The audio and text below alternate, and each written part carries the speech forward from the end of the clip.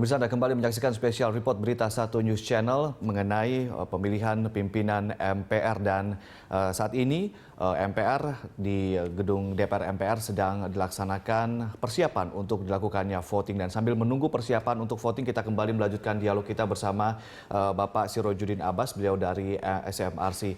Pak Sirojudin, ini tadi Anda mengatakan bahwa musyawarah untuk mufakat itu mungkin, tapi dengan beberapa catatan, tapi akhirnya diputuskan untuk voting. Ini akan merubah peta kembali atau akan kembali ke awal atau seperti apa?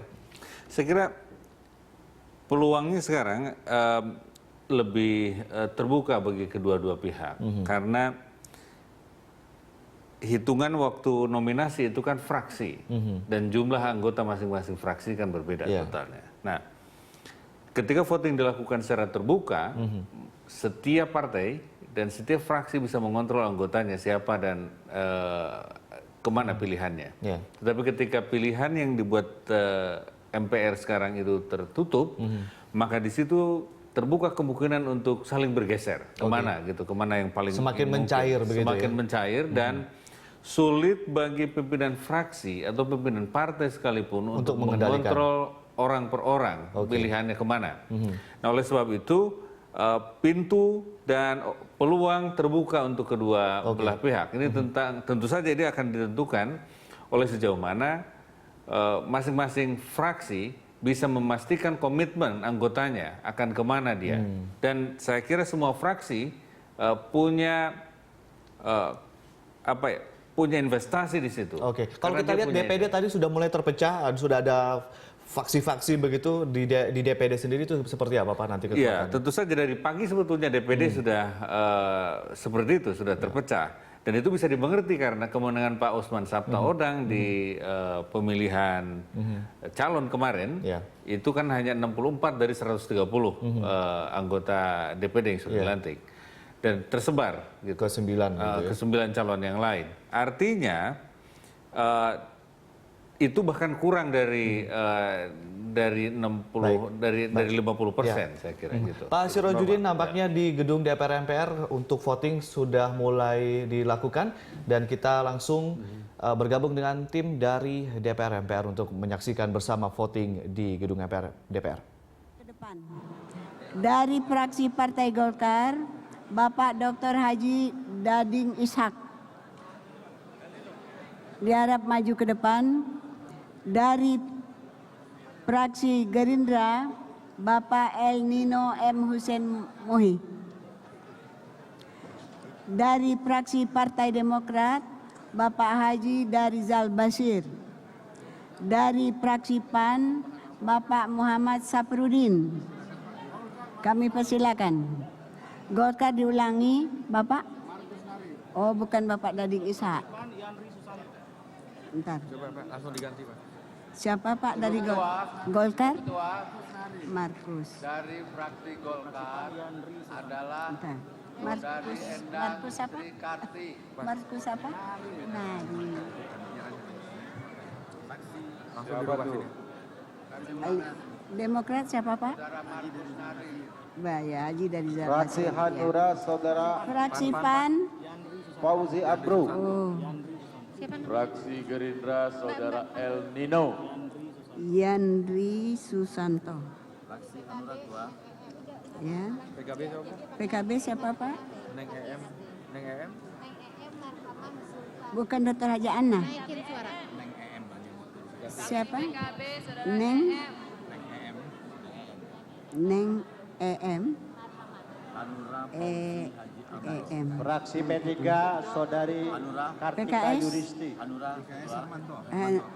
Hermanto. P3. Kartika. Dari Parti P3, dari Bapak Iskandar. Oh, bukan. Kartika. Sebentar. Mohon saksi Kartika. ikut terlibat dalam penghitungan jumlah Dari kartu Partai yang Nasdem, dibawa. Dokteran. Sebentar Pak. Dari Partai Hanura siapa Pak? Fauzi Haji Amro ya, MSI. Bapak ya? Ya Bapak. Dari Partai PAN ya Pak?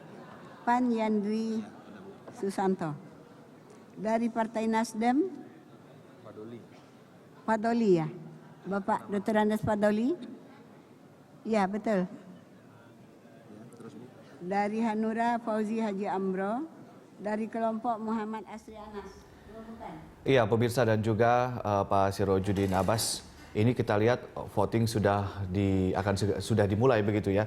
Tadi Anda menyatakan bahwa ketika tadi dikatakan bahwa ini untuk politik akan semakin mencair begitu ya. Kita tidak bisa kemudian memegang DPD lagi, gitu juga tidak bisa memegang per fraksi lagi begitu ya.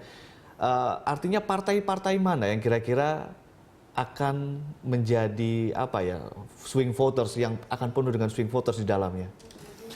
Yang pertama kalau dari sisi fraksi, saya kira yang paling mungkin itu Demokrat dan Golkar. Demokrat dan Golkar. Pertama adalah Demokrat, posisinya itu yang belum tegas komitmennya terhadap Koalisi Merah Putih. Oke. Meskipun dapat keuntungan di situ. Kalau Golkar? Kalau Golkar ini kan ada pecahan dari pendukung Jokowi kemarin, dan itu orang-orang yang berada di barisan Pak Yusuf Kala.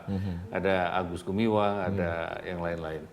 Dan itu bisa menambah suara ke koalisi Jokowi JK. Intinya dengan voting ini menguntungkan koalisi Indonesia Hebat atau koalisi Merah Putih menurut Anda?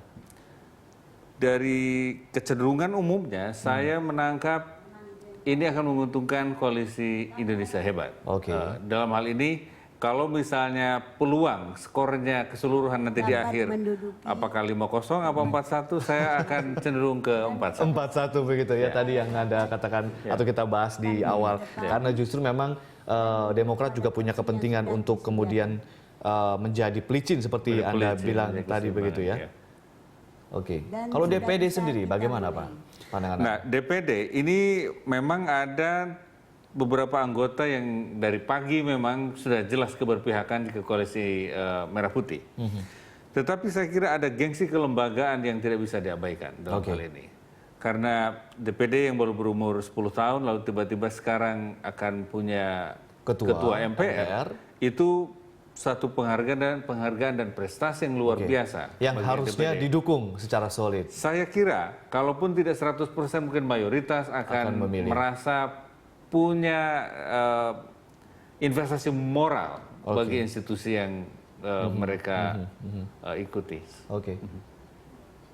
Ya, kita masih menyaksikan pemirsa untuk voting masih berlangsung, dan seperti tadi diulas oleh Pak Sirojudin Abbas sebagai narasumber kami di sini, bahwa voting atau proses dealing politik akan sangat-sangat licin begitu ya Pak Sirojudin ya. Semakin tidak bisa dipegang dan semakin tidak bisa dikontrol, tapi bisa kita raba atau bisa lihat bahwa ada dua partai di sini, Demokrat dan juga Partai Golkar, yang akan diprediksi akan terpecah suaranya karena untuk Demokrat dan juga Golkar ini memiliki kepentingan juga.